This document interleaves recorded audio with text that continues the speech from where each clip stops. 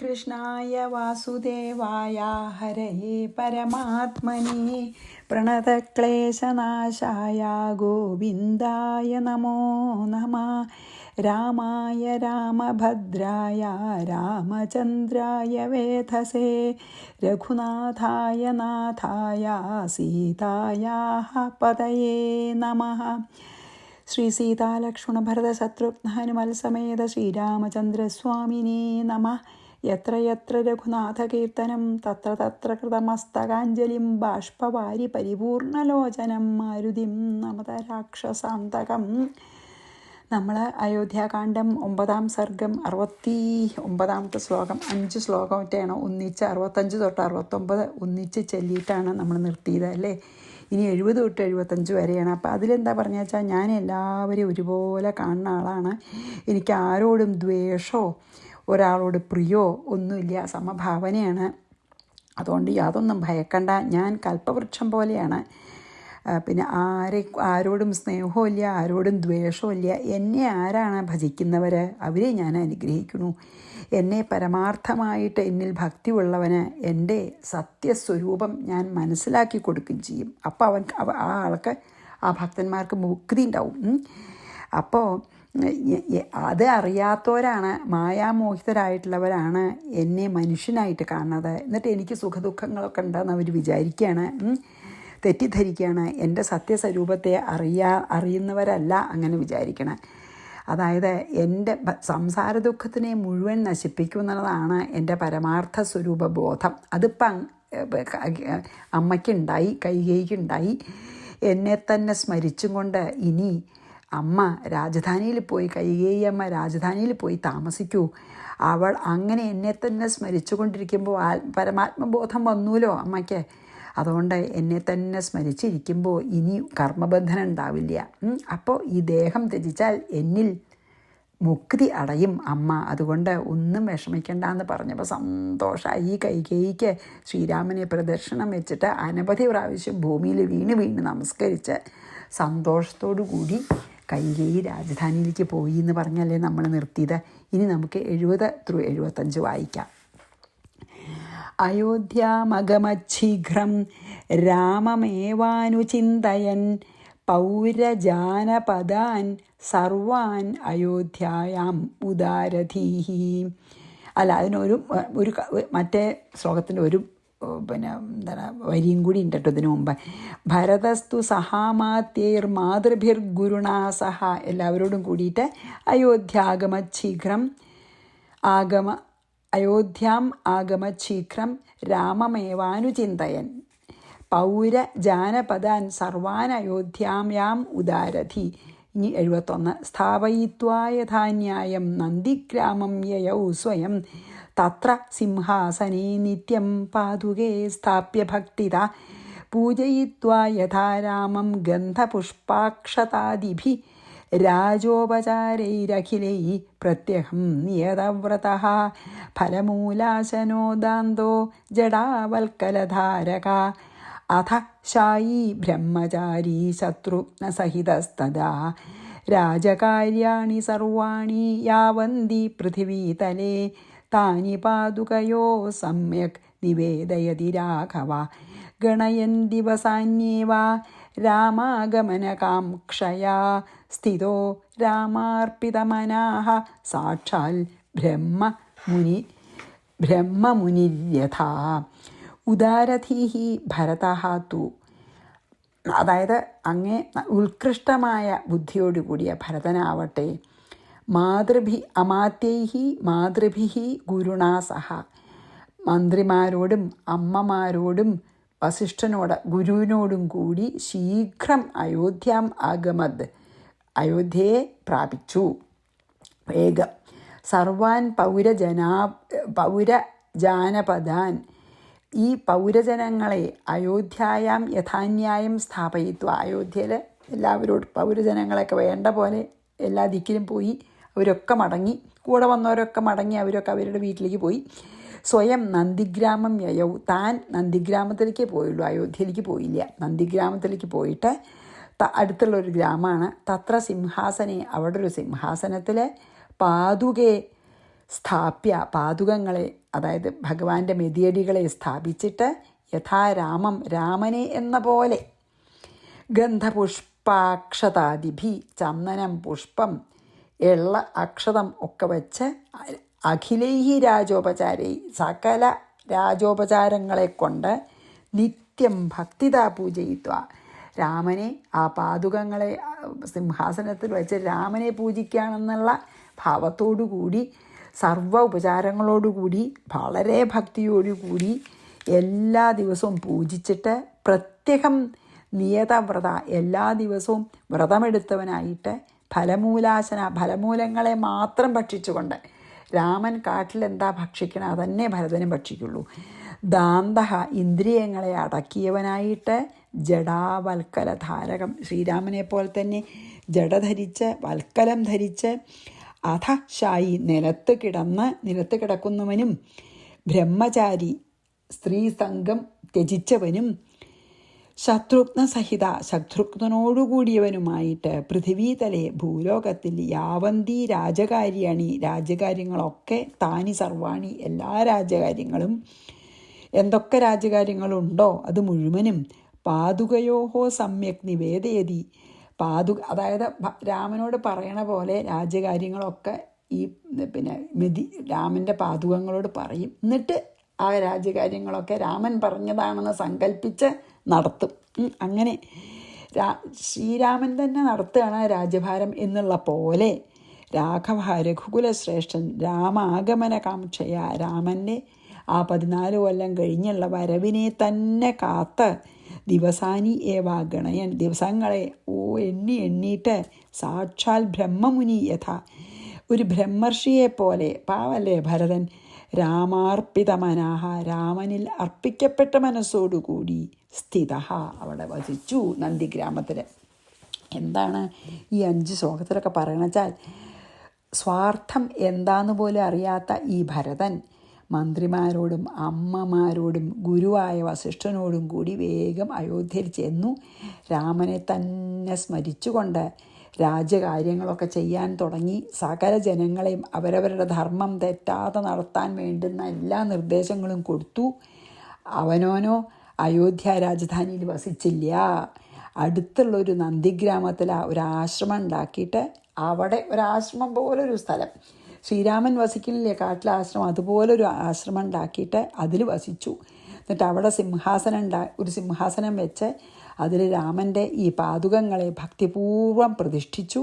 എന്നിട്ട് സകല ഉപചാരങ്ങളോടും കൂടി ഗന്ധവും പുഷ്പവും അക്ഷതവും ഒക്കെ വെച്ച് നിത്യവും പൂജ ചെയ്തു. എന്നിട്ട് ശ്രീരാമൻ ഭക്ഷിക്കണ പോലെ ഫലഭൂനങ്ങൾ മാത്രം ഭക്ഷിച്ച് ജഡാവൽക്കലങ്ങൾ മാത്രം ധരിച്ച് ഇന്ദ്രിയങ്ങളെ അടക്കി നിലത്ത് മാത്രം കിടന്ന് ബ്രഹ്മചര്യം അനുഷ്ഠിച്ച് ഈ ലോകത്തിലുള്ള രാജ്യകാര്യങ്ങളെല്ലാം ഈ പാദുകത്തിനോട് പറഞ്ഞ് രാമൻ്റെ തന്നെ ആജ്ഞയാണെന്ന് എന്നുള്ള ഭാവത്തിൽ വേണ്ട രാജ്യഭരണം വേണ്ട പോലെ ന്യായം ധർമ്മമായിട്ട് വളരെ ധർമ്മത്തോടു കൂടി നടത്തി.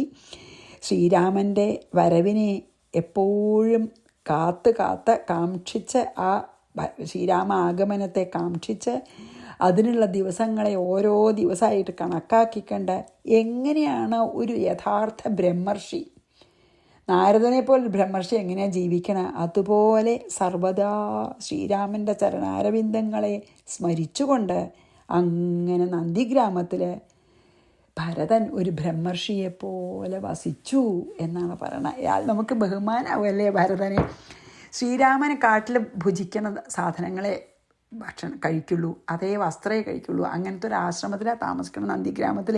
ഭരതൻ്റെ രാജധാനിക്കൊന്നും തിരിച്ചു പോയില്ല. അങ്ങനെ 14 കൊല്ലം കാത്ത് ഓരോ ദിവസവും എണ്ണി കാത്ത് അവിടെ തപസിച്ചു. അപ്പം നമുക്ക് ആ ശ്ലോകങ്ങളൊന്നും കൂടി വായിച്ച് 76 പോകണം.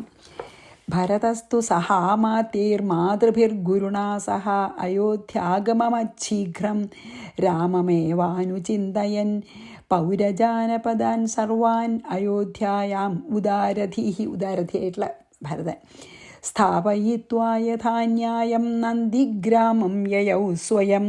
നന്ദിഗ്രാമത്തിലേക്ക് പോയി. തത്ര സിംഹാസനെ നിത്യം പാതുകേ സ്ഥാപ്യ ഭക്തിതഃ പൂജയിത്വാ യഥാ രാമം ഗന്ധപുഷ്പാക്ഷതാദിഭിः രാജോപചാരൈരഖിലൈ പ്രത്യഹം നിയതവ്രത. ശരിക്കും മലയാളം പോലുള്ള സംസ്കൃതം. ഫലമൂലാശനോ ദാന്തോ ജടാവൽക്കലധാരക അധശായി നിലത്ത് കിടക്ക. ബ്രഹ്മചാരി അനുഷ്ഠിച്ചു. ശത്രുഘ്നസഹിതസ്തദാ എല്ലാ രാജ്യകാര്യങ്ങളും ഈ പാതുകങ്ങളോട് പറയും. രാജകാര്യാണി സർവാണി യാവന്തി പൃഥിവീതലേ താനി പാതുകയോ സമ്യക് നിവേദയതി രാഘവ. രാഘവനെ അറിയിക്കണ പോലെ പാതുകങ്ങളെ അറിയിക്കും. എന്നിട്ട് രാഘവൻ്റെ ആജ്ഞ ലഭിച്ച പോലെ രാജ്യം ഭരിച്ചു. ഗണയൻ ദിവസാന്യേവ രാമാഗമന കാംക്ഷയ. രാമൻ്റെ ആഗമനം കാക്ഷിച്ചുകൊണ്ട് ദിവസം എണ്ണി സ്ഥിതോ രാമാർപ്പിതമനാഹ. രാമങ്കൽ മനസ്സിനെ അർപ്പിച്ചുകൊണ്ട് സാക്ഷാൽ ബ്രഹ്മമുനിര്യഥ. ബ്രഹ്മർഷിയെ പോലെ അവർ താമസിച്ചു. ഇനി 76. രാമസ്തു ചിത്രകൂടാദ്രൗ വസൻ മുനിഭിരാവൃത സീതയാ ലക്ഷ്മണേനാഭി കിഞ്ചിൽ കാലമുപാവസത്. രാമഹത്തു. രാമനാകട്ടെ ചിത്രകൂടാദ്രൗ. ഇനി രാമൻ്റെ കാര്യം പറയണം. ചിത്രകൂട പർവ്വതത്തിൽ മുനികളാലും സീതയാ ലക്ഷ്മണേന അഭി. സീതയാലും ലക്ഷ്മണനാലും ആവൃത. സീതയാലും ലക്ഷ്മണനാലും കൂടി മുനിമാരും ഉണ്ട്. ആവൃതനായിട്ട് എങ്കിലും കിഞ്ചിത് കാലം ഏവ. കുറച്ചു കാലേ ചിത്രകൂടത്തിൽ താമസിച്ചു. അല്പകാലം മാത്രം ഉപാവസത്.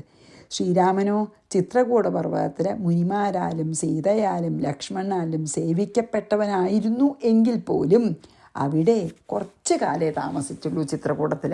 ഇനി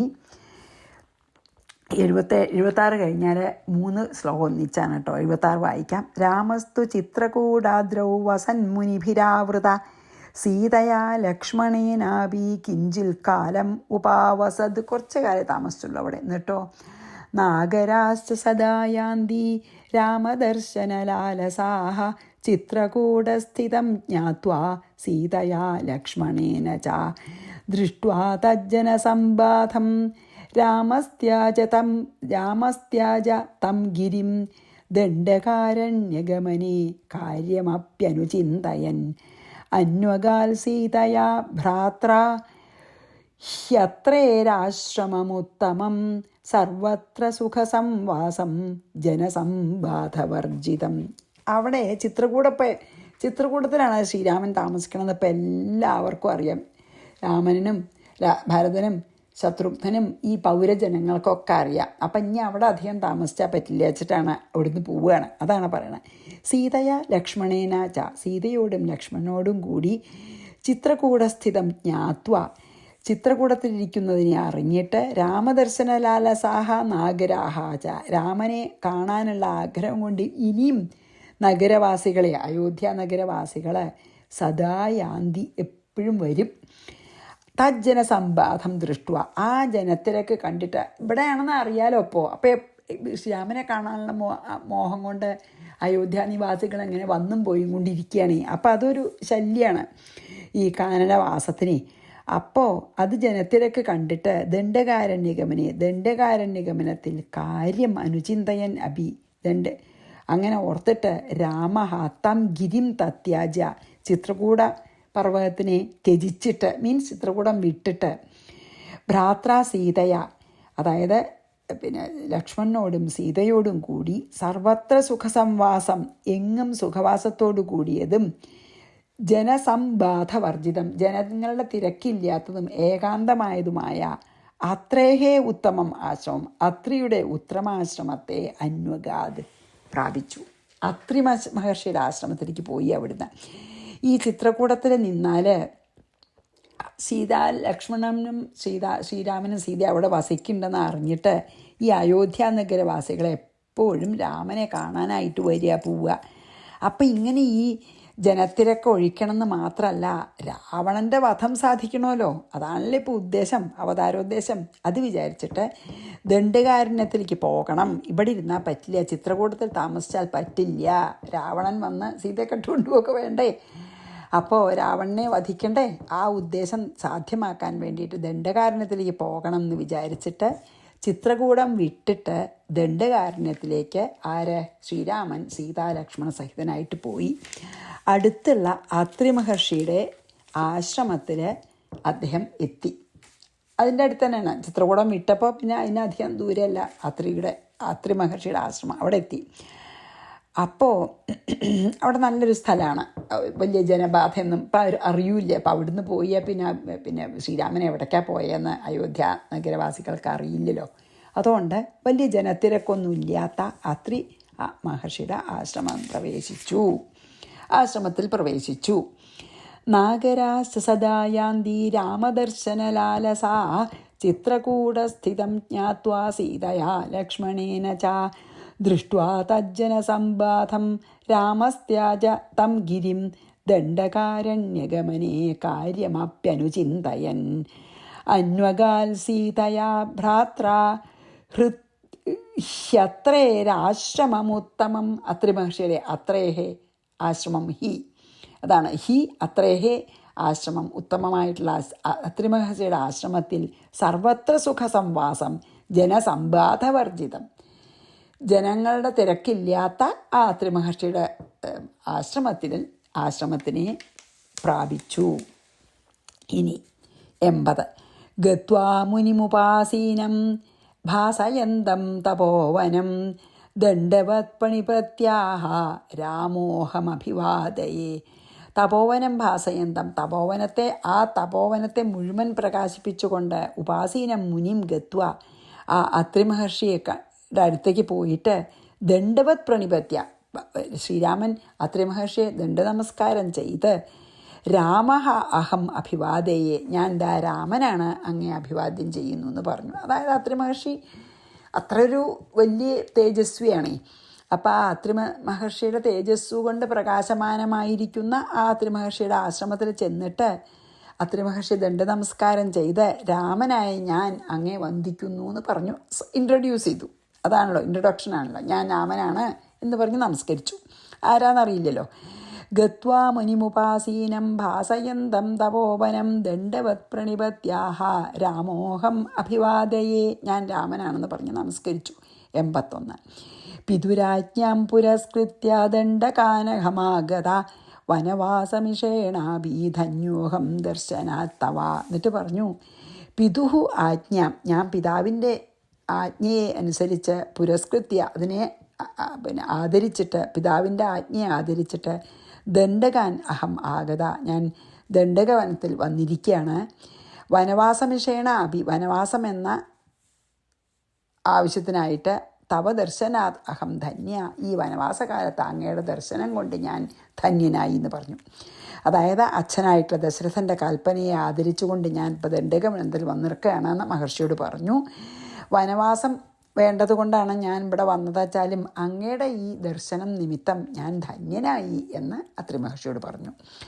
പിതുരാജ്ഞാം പുരസ്കൃത്യ ദണ്ഡകാനഹമാഗത വനവാസമിഷേണാഭി ധന്യോഹം ദർശനാത്തവ, അങ്ങയുടെ ദർശനം കൊണ്ട് ഞാൻ ധന്യനായി എന്ന് പറയാണ്. 82. ശ്രുത്വാ രാമസ്യ വചനം രാമം ജ്ഞാത്വാ ഹരിം പരം പൂജയാമാസ വിധിവത് ഭക്ത്യാ പരമയാ മുനി. രാമസ്യ വചനം ശ്രുത്വ, രാമൻ്റെ വാക്കുകൾ കേട്ടിട്ട് രാമം പരം ഹരിം ജ്ഞാത്വ, ശ്രീരാമൻ മഹാവിഷ്ണുവിനെയാണെന്ന് മനസ്സിലാക്കിയിട്ട്, വിഷമല്ലല്ലോ മുനിമാർക്ക്, അവരൊക്കെ ഈ ജ്ഞാനദൃഷ്ടിയുള്ളവരാണ്. അപ്പം മനസ്സിലായി മഹാവിഷ്ണു തന്നെയാണ് ശ്രീരാമൻ്റെ വേഷത്തിൽ വന്നതെന്നൊക്കെ മനസ്സിലായി. മുനിഹി മഹർഷി പരമയാ ഭക്തിയ, അപ്പം മഹാവിഷ്ണുവിനുള്ള ഭക്തി കൊണ്ട് വിധിവത് പൂജയാമാസ, വേണ്ട പോലെ പൂജിച്ചു. രാമൻ പറഞ്ഞത് കേട്ടപ്പോൾ ശ്രീരാമചന്ദ്രൻ എല്ലാവരുടെയും അന്തര്യാമിയായിരിക്കുന്ന ആ മഹാവിഷ്ണു ഭഗവാൻ തന്നെയാണ്, പരമാത്മാവ് തന്നെയാണെന്ന് മനസ്സിലാക്കിയിട്ട് അത്രിമുനി പരമഭക്തിയോടുകൂടി ശ്രീരാമദേവനെ വിധിപ്രകാരം പൂജിച്ചു. ശ്രുത്വാ രാമസ്യ വചനം രാമം ജ്ഞാത്വാ ഹരിം പരം പൂജയാമാസ വിധിവത് ഭക്ത്യാ പരമയാ മുനിഹി. ഇനി 83. വന്യൈഃ ഫലൈഃ കൃതാതിഥ്യമുപവിഷ്ടം രഘൂത്തമം സീതാം ച ലക്ഷ്മണം ചൈവാ സന്തുഷ്ടോ വാക്യമബ്രവീത്. വന്യൈഹി ഫലൈ, അതായത് അവിടുത്തെ ഫലമൂലാദികളെ കൊണ്ടൊക്കെ കൃതാർത്ഥ്യം അതിഥി സൽക്കാരം ചെയ്യപ്പെട്ടവനും ഉപവിഷ്ടം രഘൂത്തമം, അങ്ങനെ ഇരിക്കണ രഘൂത്തമനെ സീതാം ലക്ഷ്മണം ച, സീതയും ലക്ഷ്മണനെയും നോക്കിയിട്ട് സന്തുഷ്ട വാക്യം അബ്രവീത്, സന്തോഷിച്ചുകൊണ്ട് ഇങ്ങനെ പറഞ്ഞു. അത്രിമുനി ഇപ്രകാരം പറഞ്ഞു. അതായത് വനത്തിലുള്ള അവിടെ അവൈലബിൾ ആയിട്ടുള്ള എല്ലാ ഫലമൂലാദികളൊക്കെ നൽകി വേണ്ട പോലെ സൽക്കരിച്ചു ശ്രീരാമനെ. എന്നിട്ട് അതൊക്കെ സ്വീകരിച്ചു ഭഗവാൻ. എന്നിട്ട് അടുത്തിരിക്കണ രാമലക്ഷ്മണന്മാരെ നോക്കി വളരെ സന്തോഷത്തോടു കൂടി അത്രിമുനി ഇപ്രകാരം പറഞ്ഞു. വന്യൈഹി ഫലൈ കൃതാദിത്യമുപവിഷ്ടം രഘൂത്തമം സീതാം ജലക്ഷ്മണം ചൈവ സന്തുഷ്ടോ വാക്യമബ്രവീത്. അവരെ കണ്ടുകൊണ്ട് അവരെ നോക്കിക്കൊണ്ട് അത്രിമുനി പറഞ്ഞത് എന്താണ്? 84 85 കൂടി വായിക്കാം, അതും കൂടിയും ചെയ്യാം. ഭാര്യാമേതീവ സംവൃദ്ധ ഹ്യനസൂയേതി വിശ്രുത തപശ്ചരന്തി സുചിരം ധർമ്മജ്ഞ ധർമ്മവത്സല അന്തസ്തിഷ്ഠതി താം സീതാ പശ്യത്വരിനിഷൂദന തഥേതി ജാനകീം പ്രാഹ രാമോ രാജീവലോചന. സുചിരം തപശ്ചരന്തി, വളരെ കാലമായി തപസ് ചെയ്തുകൊണ്ടിരിക്കുന്നവളും, ധർമ്മജ്ഞ ധർമ്മവത്സല, ധർമ്മം അറിയുന്നവളും, ധർമ്മത്തിൽ പ്രിയമുള്ളവളും, അനസൂയ ഇതി വിശ്രുത, അനസൂയ എന്ന പേര് സുപ്രസിദ്ധയും അതീവ സമൃദ്ധ ഏറ്റവും വൃദ്ധയുമായ, ജ്ഞാനവൃദ്ധയാണ് കേട്ടോ, മമ മേ ഭാര്യ എൻ്റെ ഭാര്യ, അന്തഹ തിഷ്ഠതീത അകത്തുണ്ട്. എൻ്റെ ഭാര്യയായിട്ടുള്ള അനസൂയ, അത്രി മഹർഷി പറയാണ്, എൻ്റെ ഭാര്യയായിട്ടുള്ള അനസൂയ അകത്തുണ്ട്. അരിനിഷൂദന, ശത്രുക്കളെ സംഹരിക്കുന്ന ഹേ ശ്രീരാമഭഗവാനെ, അവളെ താം മീൻസ് എൻ്റെ ഭാര്യയെ സീത പശ്യതു, സീത കാണട്ടെ, അകത്തേക്ക് പൊക്കോളാൻ പറയണം സീതോടെ. രാജീവലോചന രാമ, താമര എതല പോലത്തെ നേത്രമുള്ള രാമൻ, യഥാ ഇതി ജാനകിയും പ്രാഹ, അങ്ങനെ ആകട്ടെ എന്ന് ജാനകിയോട് പറഞ്ഞു. പൊക്കോളൂ അകത്തൊക്കെയെന്ന് പറഞ്ഞു എന്നാൽ എന്താ പറയുക പറയണേ, ഹേ ശത്രുക്കളെ സംഹരിക്കാൻ കഴിവുള്ള സമർത്ഥനായ ഹേ ശ്രീരാമഭഗവാനെ, ആശ്രമത്തിൻ്റെ ഉള്ളിൽ എൻ്റെ ഭാര്യയായിട്ടുള്ള അനസൂയാദേവി ഇരിക്കുന്നുണ്ട്. എത്രയോ കാലമായിട്ട് തപസ് ചെയ്തുകൊണ്ടിരിക്കുന്നവളാണ് എൻ്റെ ഭാര്യ. മാത്രമല്ല ധർമ്മം അറിയുന്നവളാണ്, ധർമ്മത്തിനോട് വളരെ പ്രിയമുള്ളവളുമായിട്ടുള്ള ഒരു വൃദ്ധയാണ് എൻ്റെ ഭാര്യയായിട്ടുള്ള അനസൂയ. സീത അവളെ ചെന്ന് കാണട്ടെ എന്ന് അത്രിമുനി പറഞ്ഞപ്പോൾ ശ്രീരാമൻ സീതയോടെ അകത്തേക്ക് പൊക്കോളൂ, അത്രി മഹർഷിയുടെ ഭാര്യയായിട്ടുള്ള അനസൂയ അകത്തുണ്ട്, പോയിക്കോളൂ എന്ന് സീതയോട് പറഞ്ഞു. അതാണ് ഭാര്യാമേതീവ സംവൃദ്ധ ഹ്യനസൂയേതി വിശ്രുത, അനസൂത എന്നുള്ള പേര് എന്ന പ്രസിദ്ധമായ എന്നർത്ഥം. തപശ്ചരന്തി സുചിരം ധർമ്മജ്ഞ ധർമ്മവത്സല അന്തസ്തിഷ്ഠതി, അകത്തിരിക്കുന്നുണ്ട്. താം സീത പശ്യത്വരിനിഷൂദന, സീത പോയി കാണട്ടെ ശ്രീരാമ. തഥേതി ജാനകീം പ്രാഹ, ഈ പറഞ്ഞത് ശ്രീരാമൻ ജാനകിയോട് പറഞ്ഞു. രാമോ രാജീവലോചന, എന്താണ് അകത്ത് പോയിക്കോളൂ എന്ന് പറഞ്ഞു അല്ലേ, അകത്തേക്ക് പോയിക്കോളൂ സീതയോട് ശ്രീരാമൻ പറഞ്ഞു. ഇനി നോക്കട്ടെ, ഒന്നും കൂടി സമയമുണ്ടോ? 23 കൂടി ചെയ്തിട്ട് നിർത്താം. പിന്നെ എന്തായാലും 1 2 3 4 ശ്ലോകം ഒന്നിച്ചാ. ഗച്ഛദേവീം നമസ്കൃത്യ ശീഘ്രമേഹി പുനഃ ശുഭേ തഥേതി രാമവചനം സീതാ ചാപി തഥാ കരോത്. സീതയോട് പറഞ്ഞു, ഗച്ഛ ഗമിച്ചാലും, ശുഭേ ഹേ ശോഭനെ, ദേവീം നമസ്കൃത്യ അതായത് അനസൂയാവിയെ നമസ്കരിച്ചിട്ട് പുനം ശീഘ്രം ഏഹി വേഗം അകത്തുപോയി അനസൂയാവി ദേവിയെ നമസ്കരിച്ചു വരൂ. രാമവചനം തഥാ ഇതി, രാമവചനത്തെ അപ്രകാരം ശരി എന്ന് പറഞ്ഞ് സീതാച അഭി, സീതയും തഥാ അകരോത് അപ്രകാരം ചെയ്തു. ഹേ സീതേ, അനസൂയാദേവിയെ ചെന്ന് നമസ്കരിച്ച് വേഗം മടങ്ങി വരൂ എന്ന് രാമൻ പറഞ്ഞപ്പോൾ ശരി ഞാൻ പോയി നമസ്കരിച്ച് വരാമെന്ന് പറഞ്ഞ് സീത രാമൻ പറഞ്ഞ പോലെ വേഗം അനസൂയാദേവിയെ പോയി നമസ്കരിച്ച് വന്നു, അല്ലെങ്കിൽ നമസ്കരിച്ചു എന്ന് പറഞ്ഞ് നമുക്കിവിടെ നിർത്താം. 86 കൂടി വായിച്ചു നിർത്താം. അതായത് അനസൂയ ദേവിയെ നമസ്കരിക്കാനായിട്ട് സീത അത്രി മഹർഷിയുടെ ആശ്രമത്തിൻ്റെ ഉള്ളിലേക്ക് പോയി. പത്നിയാണല്ലോ അത്രി മഹർഷിയുടെ. ഗച്ഛദേവീം നമസ്കൃത്യ ശീഘ്രമേഹി പുനഃശുഭേ തഥേതി രാമവചനം സീതാ ചാപി തഥാ കരോത്. അങ്ങനെ നമുക്കിവിടെ നിർത്താം. ശ്രീകൃഷ്ണാർപ്പണമസ്തു. സർവത്ര ഗോവിന്ദ നാമ സങ്കീർത്തനം. ഗോവിന്ദ ഗോവിന്ദ. ശ്രീ സീതാലക്ഷ്മണ ഭരത ശത്രുഘ്ന ഹനുമൽ സമേത ശ്രീരാമചന്ദ്രസ്വാമിനേ നമഃ. ഗുരുവായൂരപ്പ ശരണം.